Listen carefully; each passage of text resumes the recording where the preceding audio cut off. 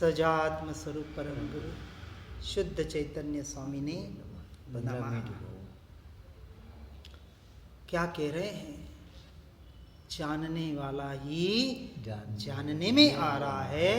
यह जीन सूत्र का सार समझे। जे एगम जाने से सब हम जाने। जिसने एक आत्मा को जान लिया उसने सब जान लिया। क्यों जान लिया? क्योंकि जब आत्मा को जान लेगा और आत्मा में स्थिर हो जाएगा, अपने स्वरूप स्वभाव में स्थिर हो जाएगा और एक समय के लिए भी बाहर नहीं निकलेगा, तो अंतर मुहूर्त में केवल ज्ञान हो जाएगा। और केवल ज्ञान में जो आज दिन तक नहीं जाना, ऐसा 14 राजलोक, 3 लोक और 3 काल सब कुछ जानने में सहज आ जाएंगे। लोकालोक जानने में आ जाएगा। लोकालोक जानने में आ जाएगा तो भी वहां जानने नहीं जाएंगे।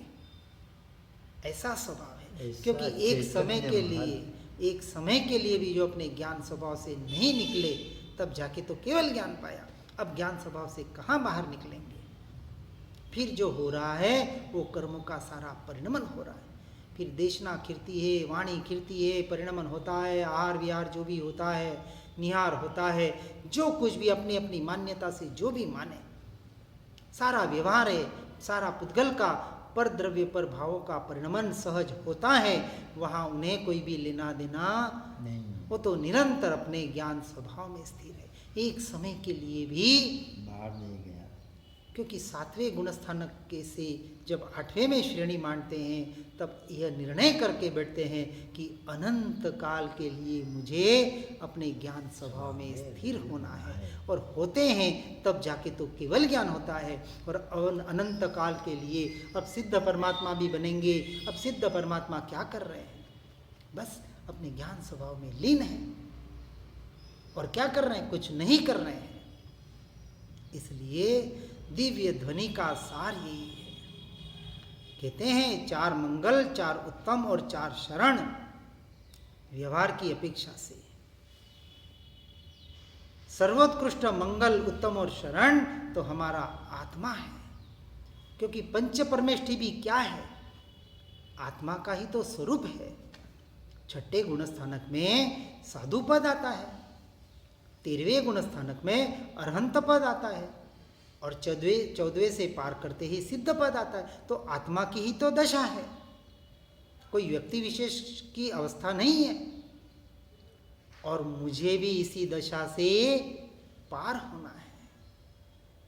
इसलिए देव तत्व कहा, गुरु तत्व कहा, व्यक्ति विशेष नहीं कहा। ये तत्व है।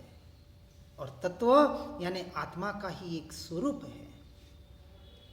इसलिए सर्वोत्कृष्ट ऐसा शरणा, सर्वोत्तम ऐसा मंगल आत्मा का शरणा।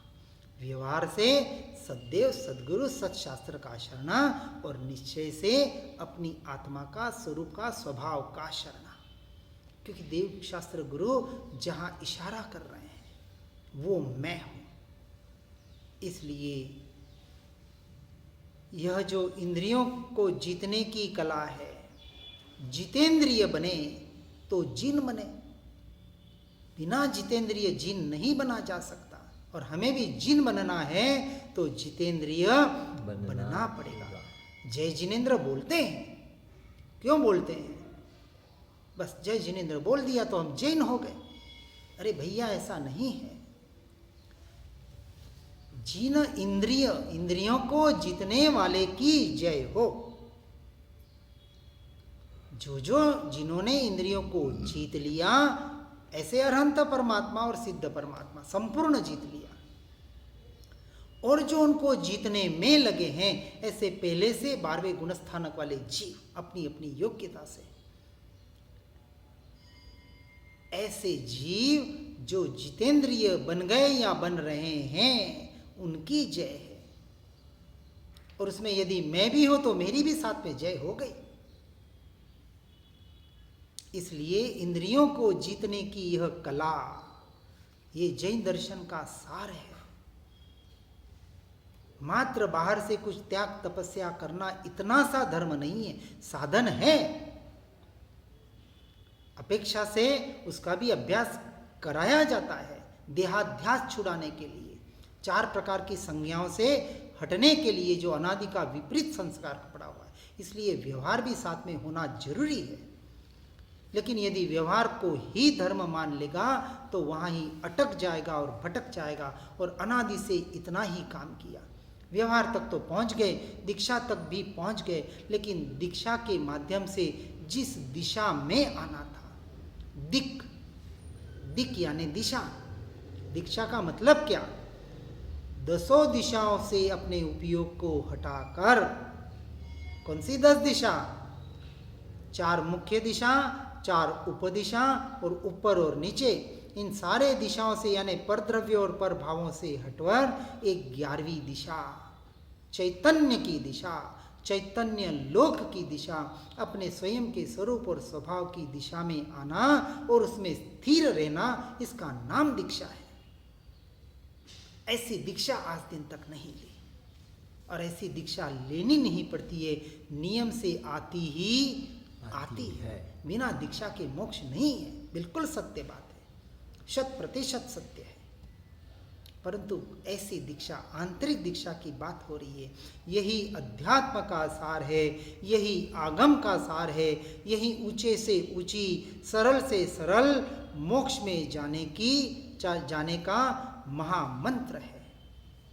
इससे बड़ा महामंत्र कोई नहीं, दूसरा कैसे हो सकता है? बाकी मंत्र हो सकते हैं अपनी अपनी अपेक्षा से। नवकार मंत्र को, नमोकार मंत्र को महामंत्र अपेक्षा से कहा जाता है, क्योंकि उसमें पंच परमेष्टि का स्वरूप बताया है और पंच परमेष्टि का स्वरूप और कुछ नहीं, आत्मा का ही तो स्वरूप है। तो नमोकार महामंत्र का मतलब उसके द्वारा आत्मा के स्वरूप को, उसके गुणस्थानों को, उसके परिणमन को बताने का प्रयास किया गया है। और ऐसे पंच परमेष्टि के द्वारा जो अपने आत्मा के स्वरूप को दाता है, उसने ही महामंत्र का उच्चारण किया, उसकी ही महामंत्र की श्रद्धा है। व्यवहार श्रद्धा तो अनंत बार कर ली, अनंत बार। पहली बार महामंत्र नमोकार नहीं मिला है, यह जैन धर्म नहीं मिला है, यह मोक्ष का मार्ग नहीं मिला है। आज मिला है महापुण्य के उदय से, आर्य कुल मिला, जैन कुल मिला और उसमें ऐसे तत्व की बातें सुनने को मिल रही है। इससे बड़ा महापुण्य क्या हो सकता है? इसका अब हमें सही तरीके से उपयोग करना है। ऐसा यह महामंत्र, अखंड मंत्र, रक्षा मंत्र, अखंड धूम, सुखी होने का यही एक ही उपाय, स्वयं के मिथ्यात्व का नाश करने का रामबाण उपाय। कौन सा उपाय? पर द्रव्य और पर भावों से उपयोग को हटाकर निरंतर उपयोग, जो मेरा स्वरूप है, मेरा लक्षण है, किसका? आत्मा का। निरंतर उसकी उपयोग को उपयोग में, ज्ञान को ज्ञान में स्थिर करने का पुरुषार्थ करना, यही सम्यक पुरुषार्थ है। और यही सम्यक पुरुषार्थ सम्यक दर्शन से लेके मोक्ष की यात्रा करवाएगा। यात्रा पर्याय में होगी, द्रव्य में तो कुछ भी नहीं होना है। इसलिए जितने भी आचार्य हुए, जितने भी आचार्यों के परंपरा में चलने वाले ज्ञानी पुरुष हुए, सब ने एक ही सार बताया। कौन सा सार? समय का सार, ज्ञान सार। समय सार आचार्य कुंद देव ने बताया, ज्ञान सार उपाध्याय यशो विजय जी ने बताया। समय यानी आत्मा का सार, ज्ञान यानी ज्ञान स्वभाव का सार। उस सार को समझना है। हम सार को तो ग्रहण नहीं करते और कचरे को ग्रहण कर रहे हैं। कचरा फेंकना है, जूस निकालते हैं तो जूस को तो पीते हैं, हम रस को पीते हैं, और कचरे को क्या करते हैं?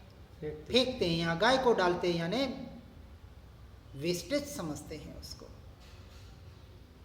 परंतु आज हम उल्टा काम कर रहे हैं, वेस्टेज को तो पकड़ रहे हैं और उस ज्ञान रूपी सार को ग्रहण नहीं कर पा रहे हैं। वेस्टेज क्या है? पर द्रव्य की क्रिया, यानी मन वचन काया कर्मों के उदय से जो परिणमन हो रहा है, जो शुभाशुभ भाव हो रहे हैं, जो मेरा स्वरूप नहीं है, मेरा स्वभाव नहीं है, उसको तो पकड़े हैं। और ये ज्ञानानंद और अनंत गुण जो मेरे स्वरूप है, मेरा स्वभाव है, उसको पकड़ने की चेष्टा ही नहीं कर रहे हैं, उसके सार को ग्रहण करने का प्रयास ही नहीं कर रहे हैं, तो कैसे हम मोक्ष तक पहुंच पाएंगे? इसलिए कर्तृत्व बुद्धि, भोक्तृत्व बुद्धि, पर द्रव्य और पर भावों से छूटने का यह एकमात्र उपाय है। भेद ज्ञान और भेद विज्ञान के द्वारा अपने स्वरूप की, अपने स्वभाव की रमणता, और इस अभिप्राय से ही अतीन्द्रिय ज्ञान के तरफ यह दिशा मुड़ती है। इसलिए दिशा का मोड़ना, जीव पश्चिम की ओर जा रहा है, वहाँ से अपनी दिशा को मोड़ के हमें पूर्व की ओर चलना है। तो क्या करना पड़ेगा? जहाँ खड़े हैं वहाँ से यू टर्न कर लो और फिर चलो। चलना तो है। अब यदि विपरीत दिशा में ज़्यादा चले हैं तो थोड़ा ज़्यादा उल्टा चलना पड़ेगा, और कम चले हैं तो कम उल्टा चलना पड़ेगा। इसलिए आज मानो, कल मानो, अनंत काल के बाद मानो, मानना तो यही पड़ेगा। क्या मानना पड़ेगा? मैं तो ज्ञायक स्वभावी, भगवान आत्मा, ज्ञान स्वभावी, जानने वाला, जानने वाला, जानने वाला, स्वयं से स्वयं को जानने वाला, ऐसा जानने वाला भगवान आत्मा, वही मैं हूँ। इसका निर्णय करना ही पड़ेगा। फिर कल का क्यों इंतजार करें? व्यवहार में तो कहते हैं कल करे सो आज, आज करे सो अब। मोक्ष मार्ग में क्यों नहीं?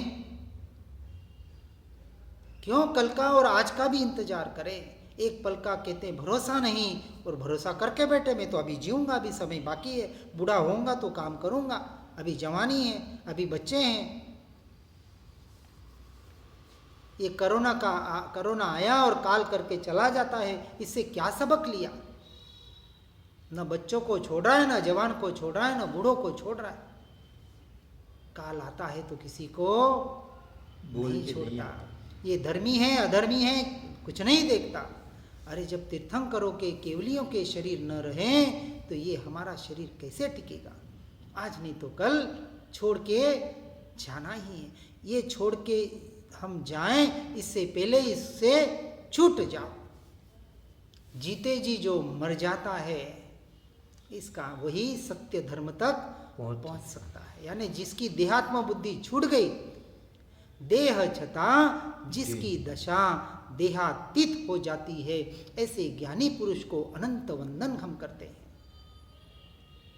उसका नाम ज्ञानी।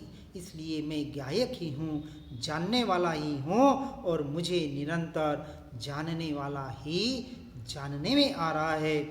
ऐसा यदि लक्ष्य करें तो समझना यह सच्चा मुमुक्षु है, सच्चा मोक्षार्थी है, आत्मार्थी है, पुरुषार्थी है, और इसे ही सच्चे मोक्ष की अभिलाषा है। एकमात्र मार्ग तो यही है। एन केन प्रकारेण, किसी भी प्रकार से, आपके प्रकार अलग हो सकते हैं, लेकिन निर्णय तो एक ही करना पड़ेगा। इसलिए जब ऐसा निर्णय करेंगे तो मेरी निधि तो मुझ में ही है, बाहर से कहीं लाना नहीं है।